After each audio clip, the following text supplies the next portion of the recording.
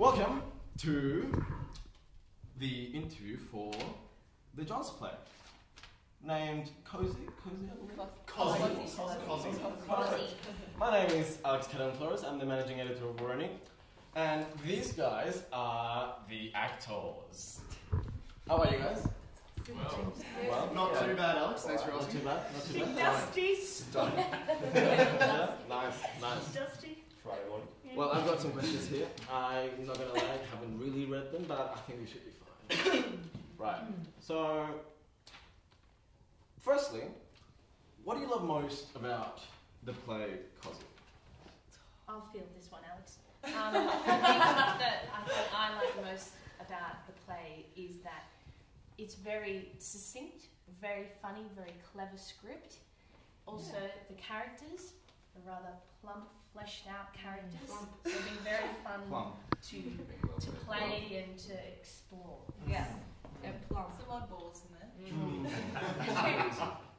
I see, yeah. No, perfect. Not me though. Oh, nice.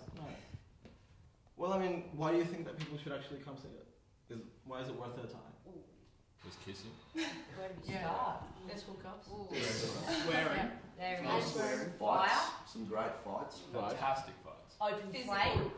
Blood, car chases. Any substance at all? Oh, a lot of things. A lot of substance there, Alex. A lot. Yeah, no. Is it We're just talking, important things?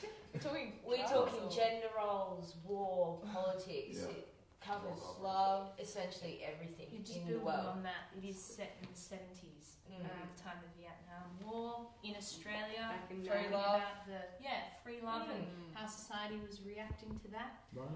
Oh, wow. So there is quite a lot of substance to this play. Oh yeah. Have you guys managed to characterize that substance in your own world? I hope so. Yeah. You have. Yeah. We've been working pretty hard on it. So. Pretty hard? Yeah. Director Nikita has asked us to look at a few different, whether it be like films or just like read up, so we're obviously not going cold. Yeah, just things like that. So dirty in the 70s. In Australia. Okay, nice. Actually, now that you mention a bit about the play, I'll just let the audience know that Cosi is set in a mental institution in the 70s in Melbourne, I believe. And, well, I guess what I have to ask is, how do you feel about playing characters that have been deemed to be mentally ill? I think there's like a certain, obviously it is a comedy, but at the same time, going into this it was kind of quite clear that we weren't just going to be funny because we were mentally ill. It was going to be that rich, developed character with loads of different traits, and every single one is different. And they're not necessarily funny because they're in the institution, they're funny because of who they are. And then everything kind of comes together, and it's that chaos that adds to the humour itself. But yeah, definitely, I think, everyone's kind of pulled it off with a certain amount of respect, but at the same time, nailing that niche.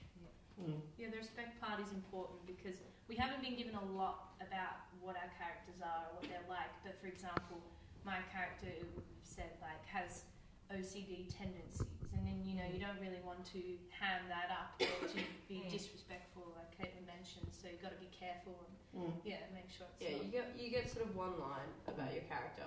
Like my character's been in and out of institutions. That's sort of all I know, and then the rest grows from there, I guess. Oh, okay.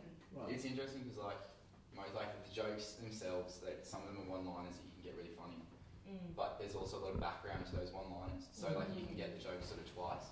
So for instance, I know Doug's character especially has this hilarious backstory about him burning cats in his mum's house, and half the jokes actually up until that point you don't get, and then suddenly you're like, actually those are actually really funny. Suddenly get this backstory, suddenly all these things click and you're like, actually that character's been making jokes this whole time, and now you suddenly get the jokes and you sort of chat with yourself about them. So I think that's probably a good part of that humor as well. It's also good looking at how when you guys all read the script, just noticing the different jokes and what's happening in the script, and then as we started to develop our characters and understand more individually what kind of we represent, it's good to see the subtle intricacies of the play and the script and jokes. People laugh at the things that we never planned to be funny. Right. It's definitely a lot of humour in the subtle interactions between people, not so much.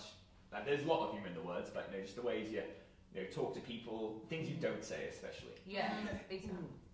It offers a lot of perspectives, all the different characters and all the different mental illnesses. It offers so many different perspectives on the issues that the play explores, like politics, fidelity.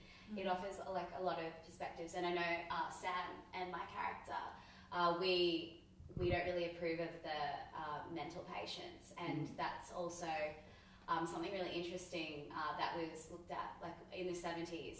A lot of people did not approve of mentally ill people and looked down on them, and like it's so interesting to see how times have changed as well. Thank you guys for watching. That was the interview with the cast of the John's play, Cosi. Tickets are available online on the Facebook event page, in Union Court, as well as you can call Nikita on 6125 6908. That was 6125 6908. The play is on the 21st, the 22nd, and the 23rd of August. Thank you guys.